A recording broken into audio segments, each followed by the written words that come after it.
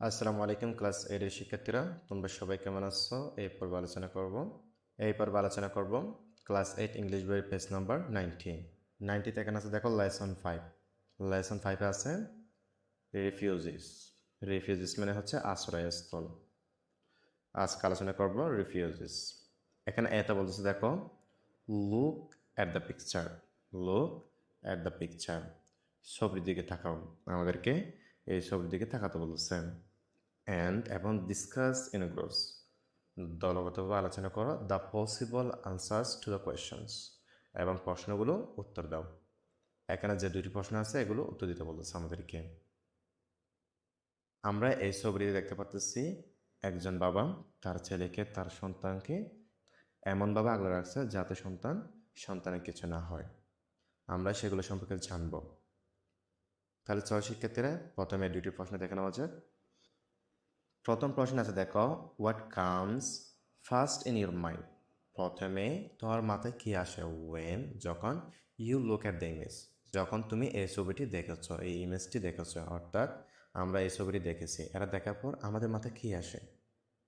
এর উত্তর আমরা লিখতে পারি ওয়েন, যখন I look at the image, আমি ইমেজটি দেখেছি, অর্থাৎ আমরা ইমেজটি দেখেছি। I C a father holding his child tightly in a loving and protective way. একজন বাবা তার সন্তানকে গভীর ভালোবাসায় ও সুরক্ষার জন্য জড়িয়ে ধরেছে।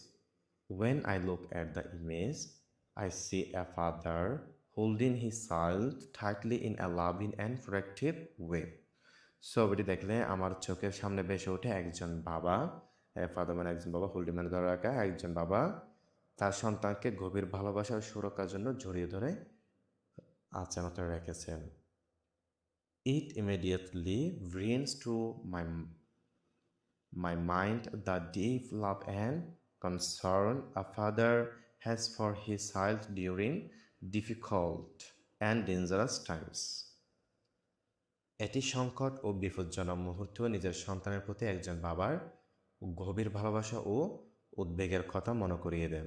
ডেঞ্জারাস মানে হচ্ছে বিপজ্জনক, ডিফিকাল্ট মানে হচ্ছে কঠিন মুহূর্তে।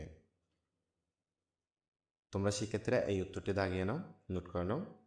2 নম্বর প্রশ্ন আছে, দেখো what is the relationship between the child and the man, অর্থাৎ শিশু এবং লোকটির মধ্যে সম্পর্ক কী, তাদের বইয়ের মধ্যে সম্পর্ক কী, রিলেশনশিপ কী?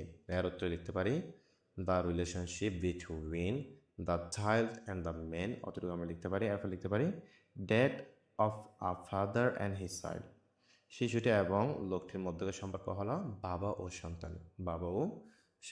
সন্তানের। বিতে এখানে আছে, দেখো নাও এখন রিড দ্য টেক্সট টাইটেলড, পাঠ্যাংশটি পড়ো।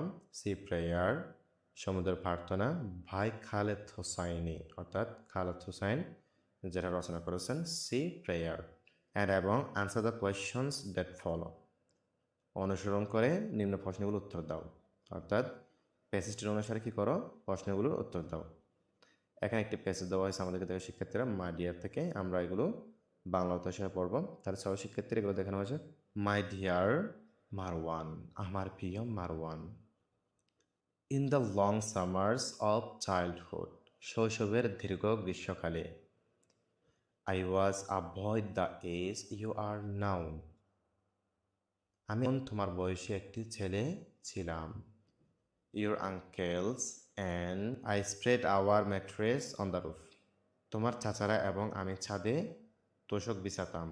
এরপর এখানে বলছে it was your grandfather's farm house outside of Homs, এটি ছিল হোমসের বাইরে তোমার দাদার খামার বাড়ি, অর্থাৎ তোমার দাদার খামার বাড়ি ছিল একটা, এটা বলতে চাচ্ছে। ফার্ম হাউস মানে হচ্ছে খামার বাড়ি।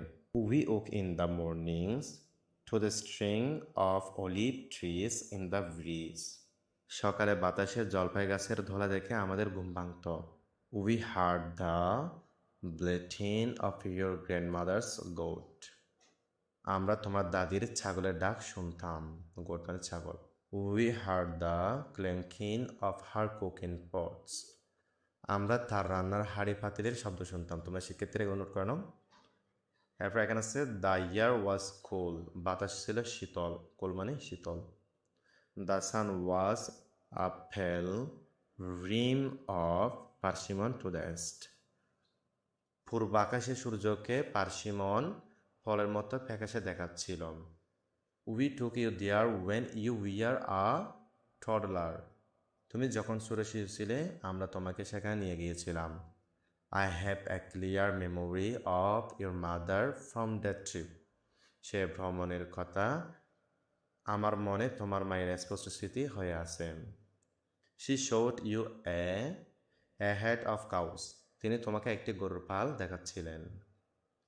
The cows were grazing in a field with wild flowers. গরুর পালটি বুনো ফুলের ভরা মাঠে ঘাস খাচ্ছিল। I wish you hadn't been so young. আমার ইচ্ছে হয় তুমি যদি এত ছোট না হতে। You wouldn't have forgotten the farm house. তাহলে তুমি খামার বাড়িটির কথা ভুলে যেতে না। You wouldn't forget the showed of its stone walls. তুমি এর পাথরের দেওয়ালের খালির দাগ ভুলে যেতে না। You wouldn't forget the creek. তুমি ছোট নদীটির কথা ভুলে যেতে না। অর্থাৎ বাবা তার সন্তানকে বলতেছে তুমি যদি ছোট না হতে তাহলে তুমি এগুলো ভুলে যেতে না। তুমি পাথরের দেওয়ালের খালির দাগ ভুলে যেতে না। তুমি নদীটির কথা ভুলে যেতে না। হ্যাঁ, তুমি খামার বাড়ির কথা ভুলে যেতে না। কে বলছে? বাবা বলছে। Your uncles and I built 1,000 boyhood dreams there. তোমার চাচারা এবং আমি সেখানে ছেলেবেলায় হাজারো বাঁধ বানিয়েছিলাম। I wish you remembered whom as I do Marwan. Marwan আমার ইচ্ছা হয় আমি যেমন হোমসকে মনে রেখেছি তুমিও যেন তা মনে রাখতে পারতে। হোমসকে মনে হচ্ছে বাড়ি। এখানে বলতেছে in its bustling old city there was a mosque for us Muslims. এর ব্যস্ত পুরনো শহরে আমাদের মুসলমানদের জন্য একটি মসজিদ ছিল। এরপর এখানে আছে there was a church for our Christian neighbours. আমাদের খ্রিস্টান প্রতিবেশীদের জন্য একটি গির্জা ছিল। There was a grand shop for all of us. আমাদের সবার জন্য একটি বিশাল বাজার ছিল। We haggled over gold pendants, fresh produce, and bridal dresses. আমরা সেখানে সোনার লকেট, তাজা শাকসবজি এবং বিয়ের পোশাক নিয়ে দর কষাকষি করতাম। I wish you remembered the crowded lanes. আমার ইচ্ছা হয় তোমার যদি বিটগুলিগুলোর কথা মনে থাকতো।